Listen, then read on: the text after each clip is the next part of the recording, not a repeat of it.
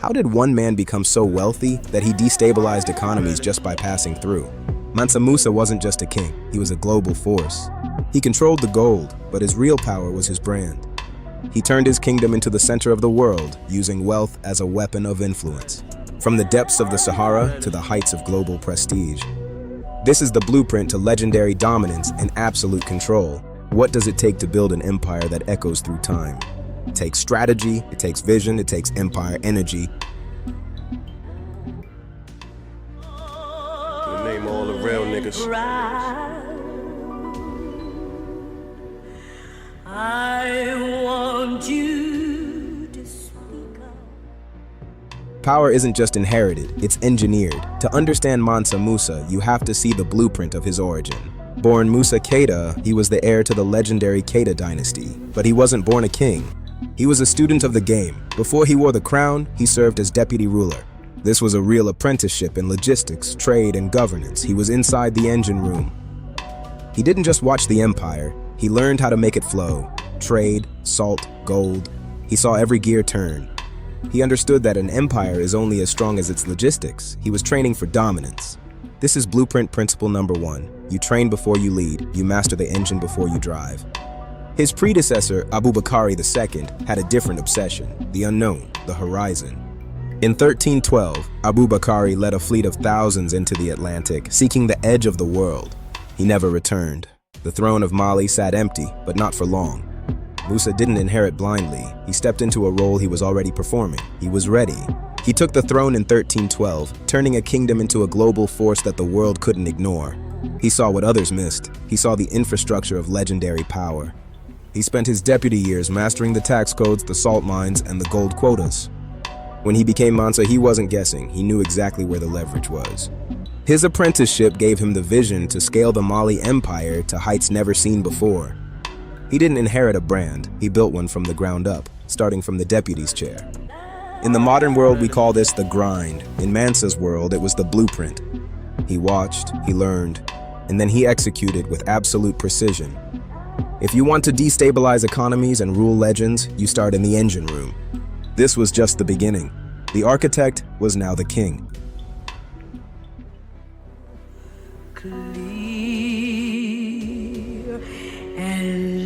Respectfully, the most honorable YB Double M. Musa knew that a brand without a bank is just a dream. He didn't just spend wealth, he engineered the engine that created it. At the heart of his power was the gold syndicate. Mali controlled the richest gold fields in the world. Bambouk, Bouré, Galam. These weren't just mines.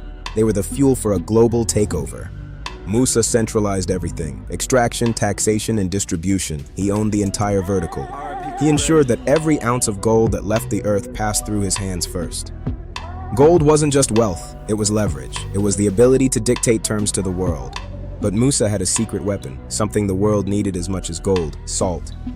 Control of the Tegaza salt mines gave Mali a monopoly that the world's merchant class couldn't bypass. In the Sahara, salt was traded ounce for ounce with gold. To Musa, it was white gold.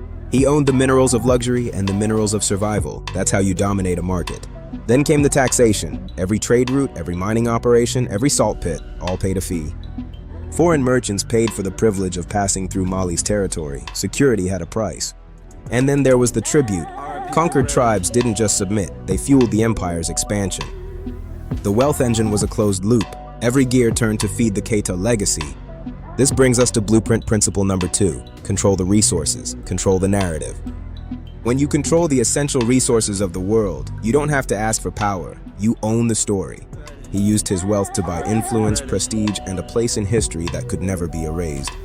The engine he built wasn't just for the 14th century, it's the same blueprint used by modern giants. He positioned Mali as the gateway. If you wanted to move goods between continents, you went through him. He was the ultimate middleman, taking a cut of every transaction that defined the global economy.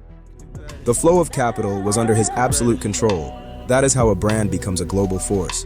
But he wasn't done. The engine room was running at full capacity. Now it was time to show the world. He began preparing for the most legendary marketing campaign in human history, the Hajj. He wasn't just going on a pilgrimage. He was taking the wealth engine on the road. The goal was simple: make Mali synonymous with wealth, make the brand legendary.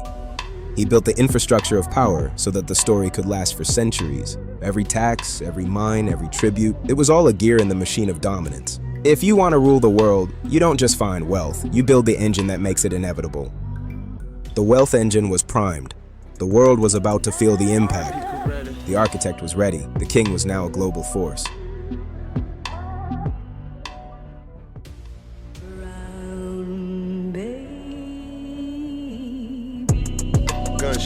In 1324, Mansa Musa didn't just go on a pilgrimage. He launched the most legendary PR campaign in human history. Imagine thousands of people, camels, and horses stretching as far as the eye can see. This was Mali moving.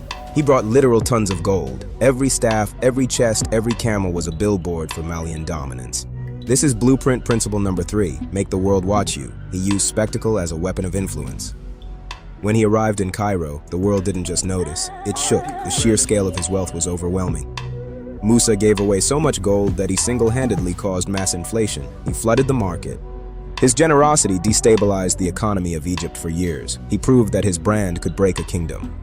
This journey turned Mali into a global headline. From Venice to Baghdad, they were talking about the King of Gold.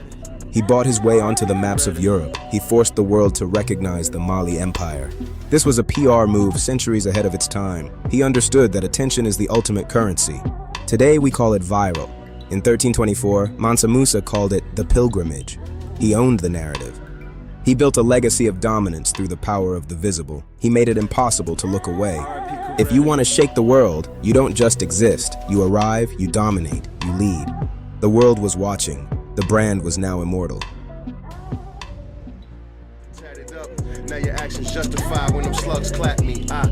The legacy blueprint, modern lessons, resource mastery, own the supply chain. Cultural investment, build institutions that outlive you.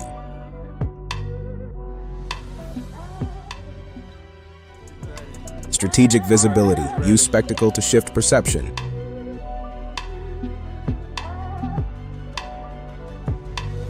Economic intelligence, diversify income streams.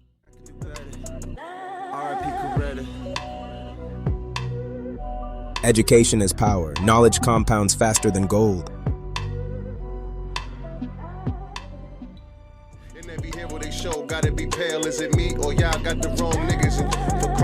Mansa Musa wasn't just the richest man in history. He was the architect of a system.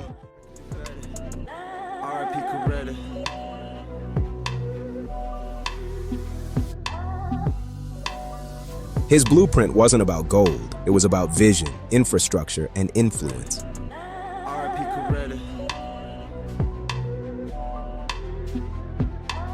Wealth fades, systems echo through time.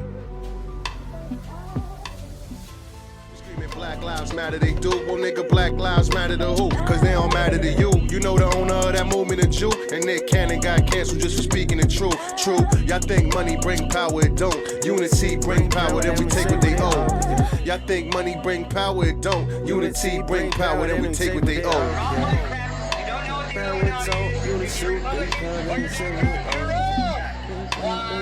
It's easy to call divide and conquer. That's why there's 2 parties and only 2. And they're controlled by the same people as the